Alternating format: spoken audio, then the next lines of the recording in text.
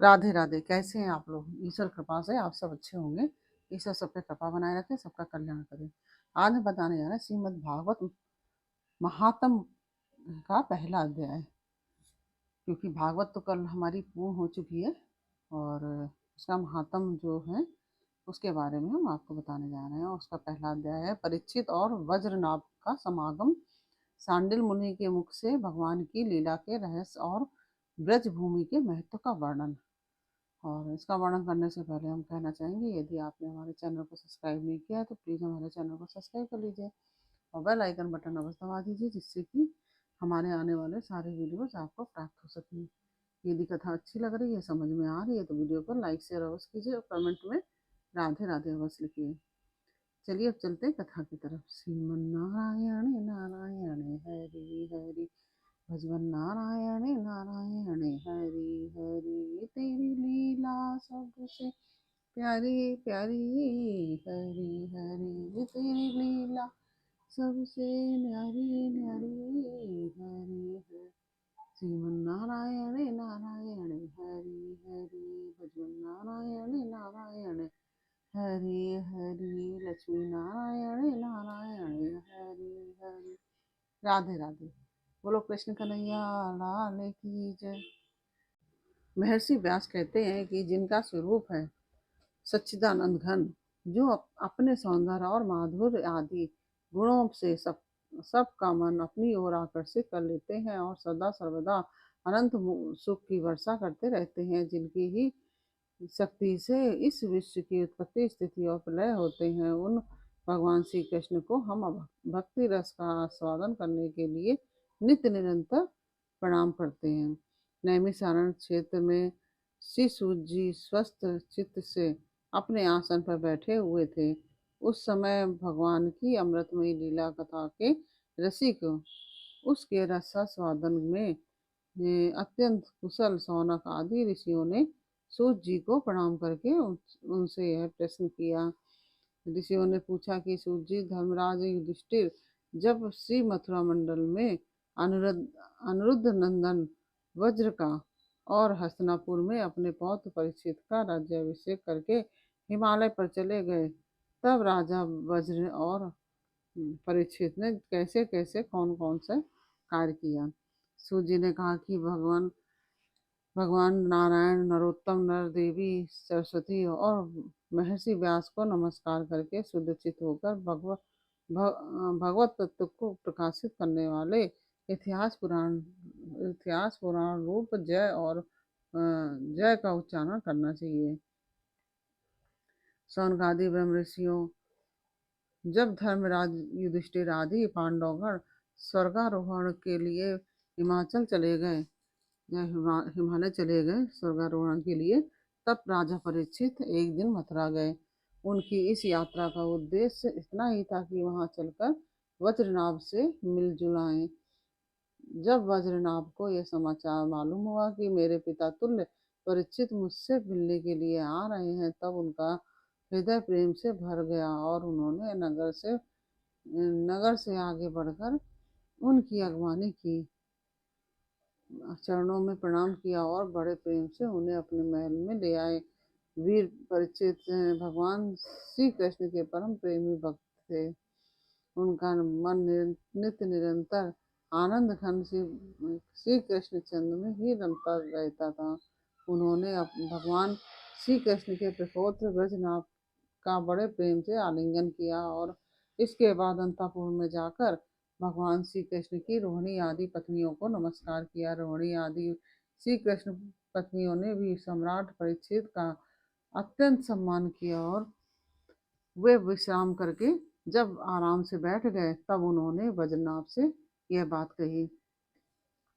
राजा परीक्षित ने कहा कि हे तात, तुम्हारे पिता और पितामहों ने मेरे पितामह को बड़े बड़े संकटों से बचाया है। मेरी रक्षा भी उन्होंने ही की है। और प्रिय वज्रनाभ, यदि मैं उनके उपकारों का बदला चुकाना चाहूँ तो किसी प्रकार भी नहीं चुका सकता, परंतु इसलिए मैं तुमसे प्रार्थना करता हूँ कि तुम सुखपूर्वक अपने राजकाज में लगे रहो। तुम्हें अपने खजाने की खजाने की, सेना की तथा शत्रुओं को दबाने आदि की तनिक भी चिंता नहीं करनी चाहिए। तुम्हारे लिए कोई कर्तव्य है तो केवल एक ही कि वह यह कि तुम्हें अपनी इन माताओं की खूब प्रेम से भली भांति सेवा करते रहना चाहिए। यदि कभी तुम्हारे ऊपर कोई आपत्ति विपत्ति आए तो, अथवा किसी कारणवश तुम्हारे हृदय में अधिक क्लेश का अनुभव हो तो मुझे बताकर निश्चिंत हो जाना, मैं तुम्हारी सारी चिंताएं दूर कर दूंगा। सम्राट परीक्षित की यह बात सुनकर वज्रनाभ को बड़ी प्रसन्नता हुई और उन्होंने राजा परीक्षित से कहा, वज्रराम ने कहा कि महाराज, आप मुझसे जो कुछ कह रहे हैं वह सर्वदा आपके अनुरूप है। आपके पिता ने आपके पिता ने भी मुझे धनुर्वेद की शिक्षा शिक्षा देकर मेरा महान उपकार किया है, इसलिए मुझे किसी बात की तनिक भी चिंता नहीं है, क्योंकि उनकी कृपा से मैं क्षत्रोचित क्षत्रियोचित सूरवीरता से भलीभांति संपन्न हूँ। मुझे केवल एक बात की बहुत बड़ी चिंता है कि आप उसके संबंध में कुछ विचार कीजिए। यद्यपि मैं मथुरा मंडल के राज्य पर अभिषिक्त हूँ, फिर तथापि मैं यहाँ निर्जन वन में ही रहता हूँ। इस बात का मुझे कुछ भी पता नहीं है कि यहाँ की प्रजा कहाँ चली गई, क्योंकि राज्य का सुख तो तभी है जब प्रजा रहे। जब वज्रनाभ ने परीक्षित से यह बात कही, तब राजा परीक्षित का संदेह मिटाने के लिए महर्षि सांडिल को बुलाया, और वे ही महर्षि यही महर्षि सांडिल पहले नंद और गोपों के पुरोहित थे। परीक्षित का संदेश पाते ही महर्षि सांडिल अपनी कुटिया छोड़कर वहां आ पहुंचे। वज्रनाभ ने विधि पूर्वक उनका स्वागत सत्कार किया और वे एक ऊंचे आसन पर विराजमान हुए। राजा परीक्षित ने वज्रनाभ की बात उन्हें कह सुनाई। इसके बाद महर्षि सांडिल बड़ी प्रसन्नता से उनको सांत्वना देते हुए कहने लगे। सांडिल जी ने कहा कि परीक्षित और वज्रनाभ, तुम लोगों से ब्रज भूमि का रहस्य बतलाता हूँ, तुम दत्तचित्त होकर सुनो। वज्र शब्द का अर्थ है व्याप्ति। इस वृद्ध वचन के अनुसार व्यापक होने के कारण ही इस भूमि का नाम ब्रज पड़ा। सत्य रज तम, इन तीनों गुणों से अतीत जो परब्रह्म है वही व्यापक है, इसलिए उसे ब्रज कहते हैं। वह सच्चिदानंद स्वरूप परम ज्योतिर्मय और अविनाशी हैं।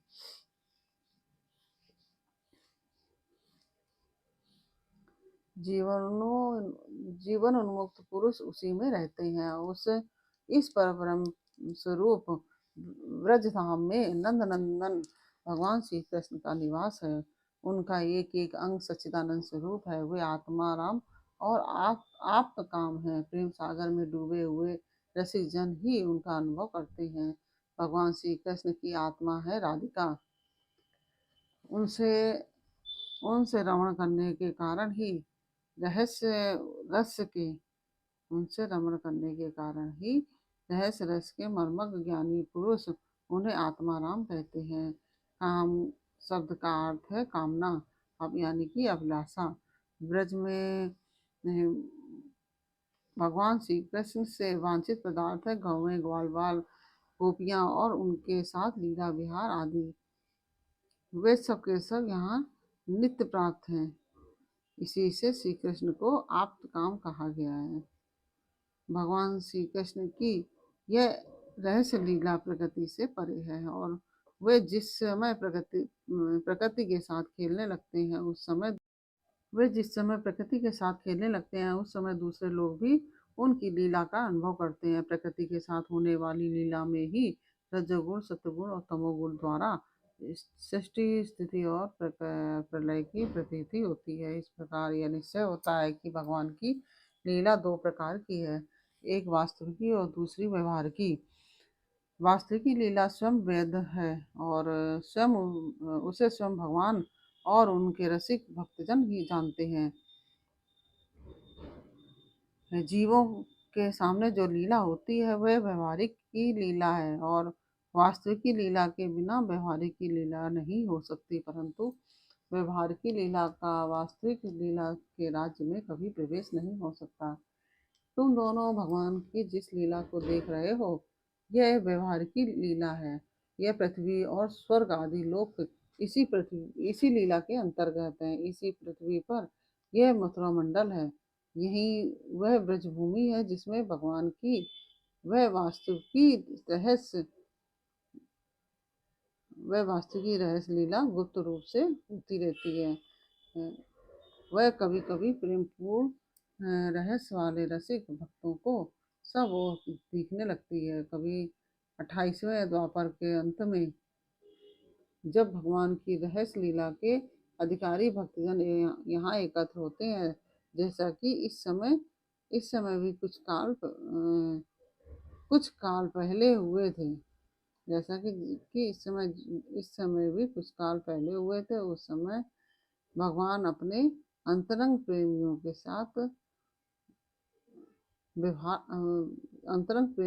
साथ अवतार लेते हैं।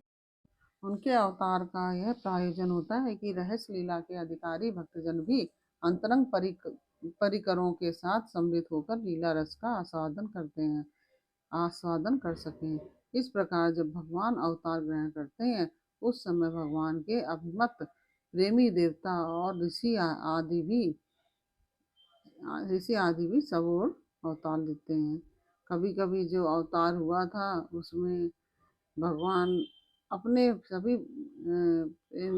सभी प्रेमियों की अभिलाषाएं पूर्ण करके अब अंतर्ध्यान हो चुके हैं। इससे यह निश्चय हुआ है कि यहाँ पहले 3 प्रकार के भक्तजन उपस्थित थे, इसमें संदेह नहीं है। उन तीनों में प्रथम तो उनकी श्रेणी है जो भगवान के नित्य अंतरंग पार्षद हैं, जिनका भगवान से कभी वियोग होता ही नहीं है। दूसरे वे हैं जो एकमात्र भगवान को पाने की इच्छा रखते हैं। उनकी अंतरंग लीला में अपना प्रवेश चाहते हैं। तीसरी श्रेणी में देवता आदि हैं। इनमें से जो देवता आदि के अंश से अवतीर्ण हुए थे उन्हें भगवान ने ब्रजभूमि से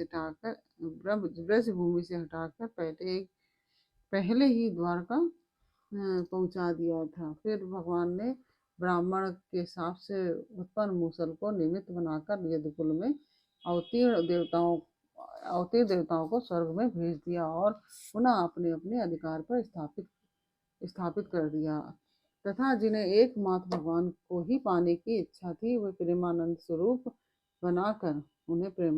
बनाकर श्री कृष्ण ने सदा के लिए नित्य अंतरंग पार्षदों में सम्मिलित कर लिया।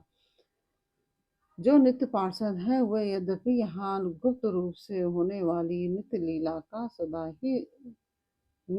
में सदा ही रहते हैं, परंतु जो उनके दर्शन के अधिकारी नहीं है वो ऐसे पुरुषों के लिए वे भी अदृश्य हो गए। जो लोग व्यवहारिक लीला में स्थित हैं वे नित्य लीला का दर्शन पाने के अधिकारी नहीं है। इसलिए यहाँ आने वालों को सब और निर्जन वन सूना ही सूना दिखाई देता है, क्योंकि वे वास्तविक लीला में स्थित भक्तजनों को देख नहीं सकते। इसलिए वज्रनाभ तुम्हें तनिक भी चिंता नहीं करनी चाहिए। तुम मेरी आज्ञा से यहाँ बहुत से गांव बसाओ और इससे निश्चय ही तुम्हारे मनोरथों की सिद्धि होगी। भगवान श्री कृष्ण ने जहाँ जैसी लीला की है उसके अनुसार उस स्थान का नाम रखकर तुम अनेकों गांव बसाओ और इस प्रकार दिव्य ब्रजभूमि का भलीभांति सेवन करते रहो। गोवर्धन दीघ पूर्वतः यानी कि दीघ, मथुरा महावन को गोकुल को मथुरा महावन और नंदीग्राम नंदगांव हो गया और भानु बृहत सानु जिसका नाम था बरसाना हो गया आदि में तुम्हें अपने लिए छावनी बनवानी चाहिए। उन स्थानों पर रहकर भगवान की लीला के स्थल, नदी, पर्वत, घाटी, सरोवर और कुंड आदि, कुंड तथा कुंज वन आदि का सेवन करते रहना चाहिए। ऐसा करने से तुम्हारे तुम्हारे राज्य में प्रजा बहुत ही संपन्न होगी और